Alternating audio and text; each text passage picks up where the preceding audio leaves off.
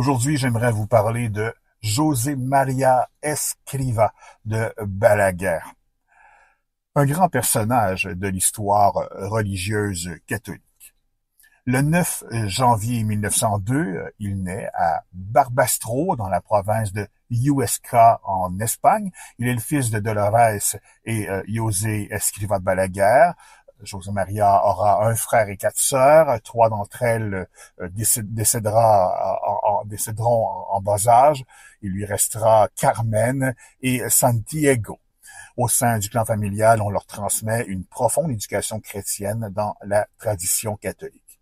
En 1915, les affaires sont pas très bonnes pour José Escrivá, son père. Son entreprise doit fermer ses portes. Le père de famille se trouvera un emploi bien humble à Logrono. La famille y déménagera et ne vivra plus dans l'opulence comme jadis.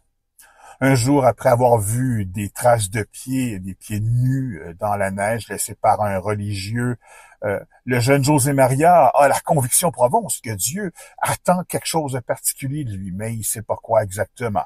Il pense qu'en devenant prêtre, il pourra mieux découvrir cette mission particulière. À Logrono, il commence à s'y préparer. Il poursuivra sa quête au séminaire de Saragosse.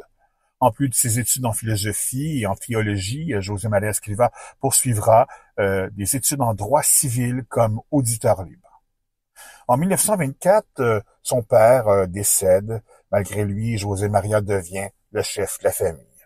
Le 28 mars 1925, il est ordonné prêtre.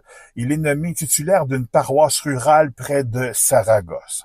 En 1927, 2 ans plus tard, avec la permission de son évêque, il s'installe à Madrid afin de compléter un doctorat en droit. Le 2 octobre 1928, durant ses exercices spirituels, il commence à percevoir ce que Dieu lui demande, c'est-à-dire fonder une œuvre destinée à la sanctification des laïcs. Dès lors, il commence à travailler à cette fondation tout en exerçant son ministère sacerdotal, spécialement dans les milieux déshérités auprès des pauvres et des malades. Il prolonge ses études à l'Université de Madrid et dispense des cours pour subvenir aux besoins de sa famille, devenu sa grande préoccupation.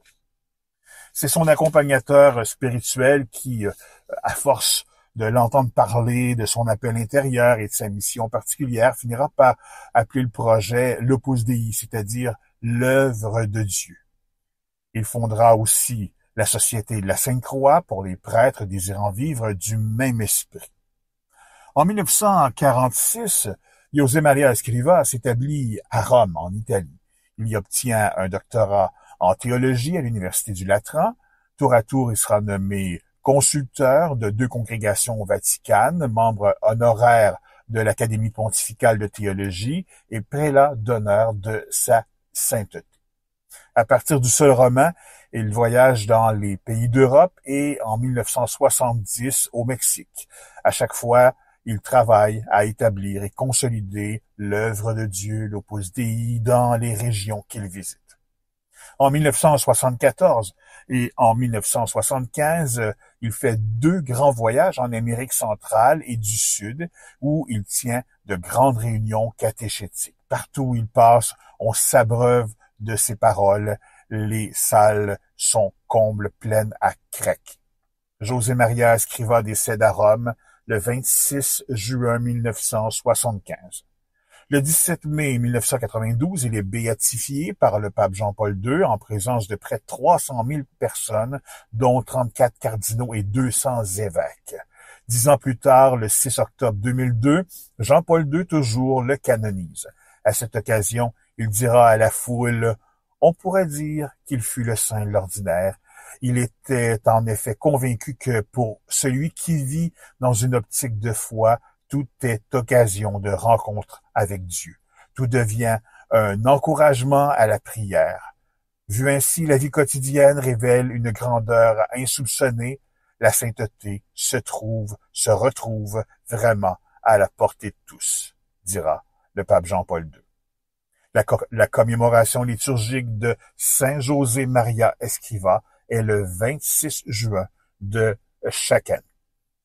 Pour relire les notes de cette chronique, consultez la section Au fil des jours, des semaines et des mois, de mon blog, tapez www.benoitvoyerenliberté.blogspot.com.